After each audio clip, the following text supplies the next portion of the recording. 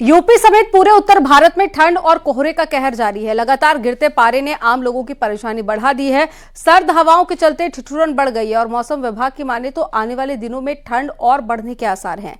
अगले 2 दिनों की बात की जाए तो सर्द पछुआ हवाओं को लोगों को सताती हुई नजर आएगी और राजधानी लखनऊ का न्यूनतम तापमान 8 डिग्री तक पहुंच गया है।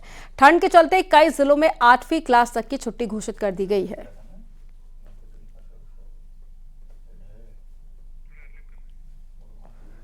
तो तस्वीरें आपको दिखा रहे हैं। लखनऊ का तापमान लगातार घटता जा रहा है। पूरे यूपी उत्तराखंड में ठंड की लहर है, साथ ही कोहरे का कहर भी देखा जा रहा है और गिरते पारे ने लोगों की जो परेशानी है वो बढ़ा दी है। सर्द हवाओं से ठिठुरन भी बढ़ गई है और ऐसे में कई जगह पर छुट्टी भी घोषित कर दी गई है स्कूल की। आगरा से कामिर कुरैशी हमारे साथ में जुड़ गए हैं। आगरा का रुख कर लेते हैं। कामिर, आगरा की तस्वीरें आप दिखाइए और साथ ही आज तापमान क्या दर्ज किया गया है और साथ ही प्रशासन की तरफ से क्या इंतजाम है ठंड को लेकर। बिल्कुल, देखिए निश्चित तौर पर आगरा में सर्दी लगातार बढ़ती जा रही है। आलम यह है कि सर्दी के साथ ही शीतलहर यानी ठंडी हवाएं चल रही हैं, जिससे लोगों को खासा परेशानी हो रही है। हालांकि आज आगरा में कोहरा कम देखा गया है, लेकिन जिस तरीके से ठंडी हवाएं चल रही हैं उससे लोगों को काफी दिक्कतों का सामना करना पड़ा है। सबसे पहले तस्वीर आपको दिखा देते हैं। इस समय हम आगरा किले के बाहर मौजूद हैं। सुबह से लेकर शाम तक इस आगरा किले के बाहर पर्यटकों का जमावड़ा देखने को मिलता था, लेकिन जैसे जैसे सर्दी लगातार बढ़ती जा रही है उसी तरीके से जो पर्यटक हैं वो भी अब थोड़ी देर से निकल रहे हैं, दिन के समय पर निकल कर आ रहे हैं। हालांकि ये सिर्फ आगरा किले का ही नहीं, जो ताजमहल है, फतेहपुर सीकरी है, सिकंदरा है, वहां पर भी यही स्थिति बनी हुई है। अगर शासन प्रशासन की सर्दी को लेकर बात की जाए तो शासन प्रशासन के द्वारा आगरा में लगभग 12 रेन बसेरे बनाए गए हैं, जहां पर लोग रात गुजार सकते हैं। लेकिन साथ ही साथ जो प्रशासन का दावा है, हम रात के समय पर सड़कों पर लकड़ियां डलवा रहे हैं, अलाव जलाएं और सर्दी से बचाव करें। साथ ही साथ जो आगरा के स्कूल हैं उसमें लगातार छुट्टियां बढ़ती जा रही हैं। प्रशासन का साफ कहना है सर्दी से बचाव करें, वह बेहद जरूरी है। हालांकि मौसम विभाग के अनुसार साफ कहा गया है आने वाले दिनों में पारा जो है वो और ज्यादा लुढ़क सकता है, सर्दी लगातार और बढ़ेगी, बारिश होने की संभावना है। हालांकि आगरा में साफ कहा जा सकता है कि जिस तरीके से सर्दी लगातार बढ़ रही है तो शीतलहर यानी कि ठंडी हवाएं जो चल रही हैं उससे लोगों को खासा परेशानी का सामना करना पड़ रहा है।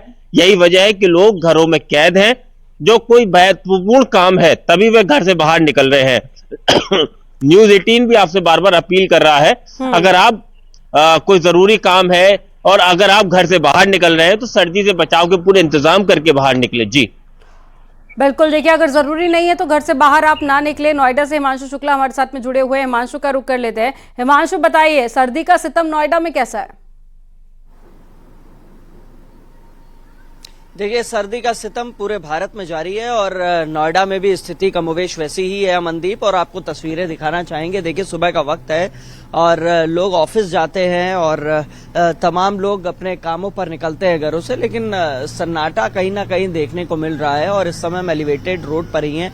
आज सबसे पहले बात कर लेते हैं पोल्यूशन की, क्योंकि पोल्यूशन पर चर्चा दिल्ली एनसीआर में जरूरी है।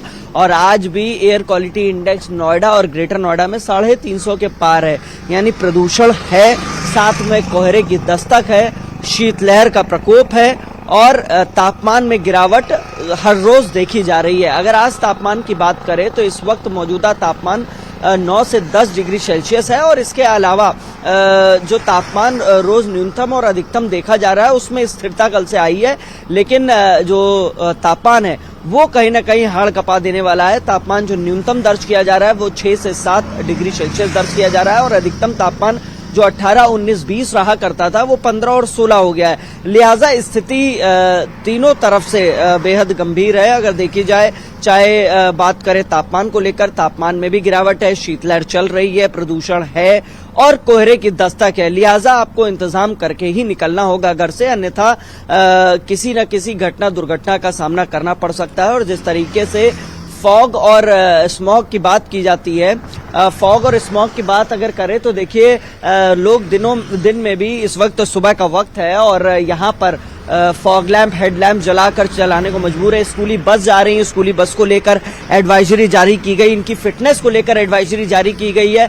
लगातार हम लोग देखते हैं कि सबसे ज्यादा कोहरे और ठंड में स्कूली बस, स्कूल वैन और इसके अलावा जो कमर्शियल व्हीकल हैं, रोडवेज की बसें हैं, ये दुर्घटनाओं का शिकार होती है। लिहाजा इससे बचने के लिए जिला प्रशासन ने एडवाइजरी जारी की है। एक तरफ ARTO विभाग गाड़ियों की फिटनेस देख रहा है कि दुरुस्त है पूरी तरीके से, क्योंकि स्कूल में बच्चे रहते हैं छोटे छोटे और इसको लेकर सरकार भी बेहद संजीदगी से लगातार दिशा निर्देश देती है। लिहाजा कमर्शियल वाहन और स्कूली वाहन तैयारी की जा रही है। उन पर ज्यादा दिखा रहे थे नोएडा की हिमांशु शुक्ला, गाजियाबाद से अमित राणा और साथ ही दिल्ली से लखवीर भी हमारे साथ में जुड़ गए हैं। सबसे पहले गाजियाबाद का रुख कर लेते हैं। अमित, बताइए कैसे हालात है गाजियाबाद में?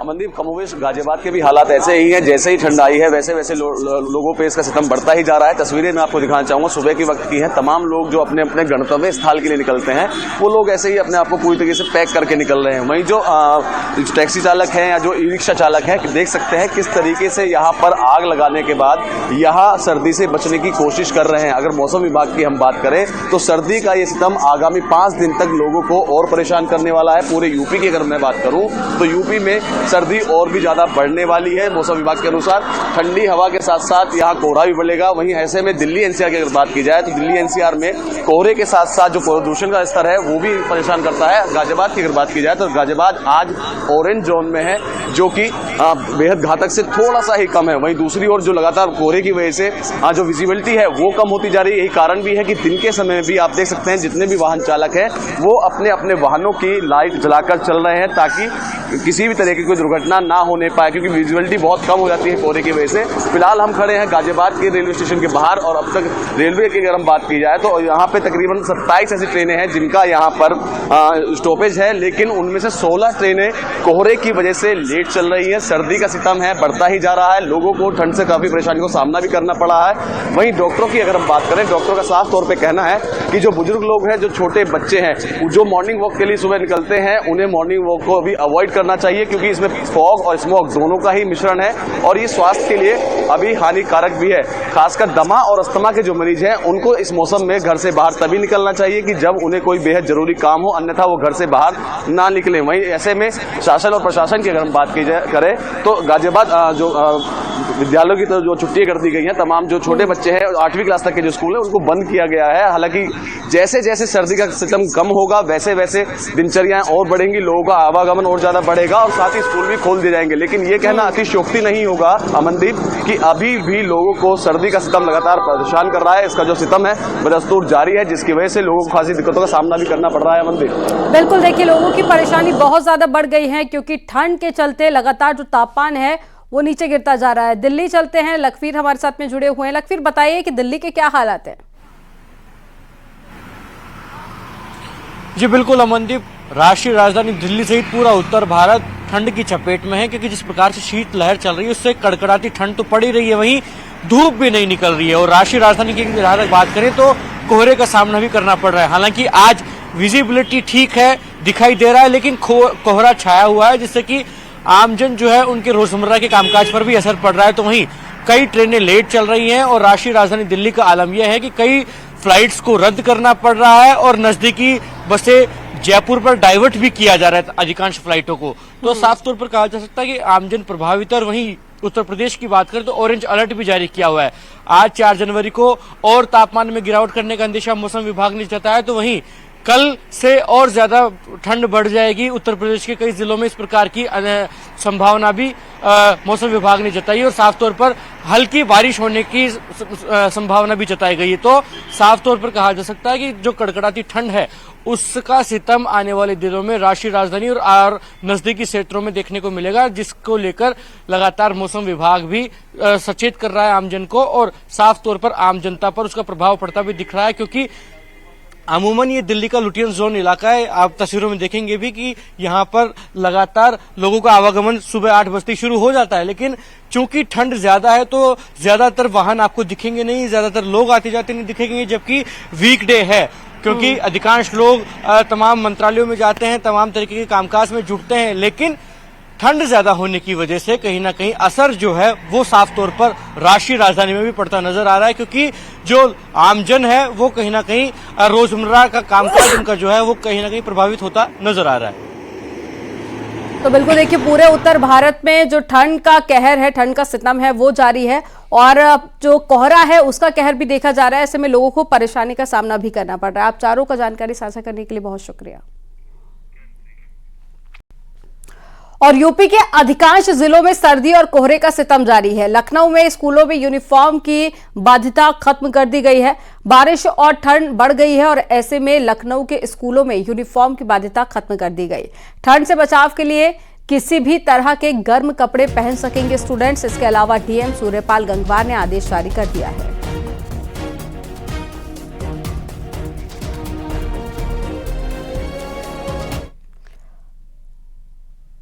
मुख्यमंत्री योगी आदित्यनाथ आज पीएम श्री स्कूलों के आधुनिकीकरण की शुरुआत करेंगे। प्रोजेक्ट अलंकार के तहत में माध्यमिक विद्यालयों में अव्यवस्था सुविधाओं के लिए 347 करोड़ की धनराशि भी ट्रांसफर करेंगे और समूह खा के नवचयनित अधिकारियों को नियुक्ति पत्र का वितरण भी करेंगे। कार्यक्रम दोपहर 12 बजे लोक भवन में होगा।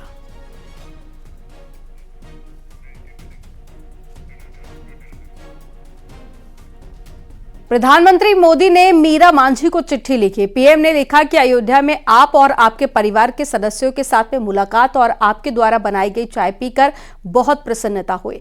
पीएम मोदी ने पत्र के साथ में गिफ्ट भी भेजे हैं। इसमें टी सेट और ड्राइंग बुक और साथ ही कलर शामिल है। पीएम मोदी ने चाय के लिए धन्यवाद दिया और पीएम ने मीरा मांझी को पत्र लिखकर नए साल की शुभकामनाएं दी और चाय के लिए धन्यवाद भी दिया। उन्होंने कहा कि आपका उज्ज्वला योजना के 10 करोड़वीं लाभार्थी बनना एक आंकड़ा भर नहीं है, बल्कि मैं इसे करोड़ों देशवासियों के बड़े बड़े सपनों व संकल्पों के पूर्ण होने की एक बड़ी कड़ी के रूप में देखता हूं। अयोध्या में आने के बाद में मैंने कई टीवी चैनल्स पर आपका इंटरव्यू देखा। उनमें आपका व परिवार के अन्य सदस्यों का आत्मविश्वास और जितने सरल व सहज ढंग से आप लोगों ने अपने अनुभवों को साझा किया, वह देखकर अच्छा लगा।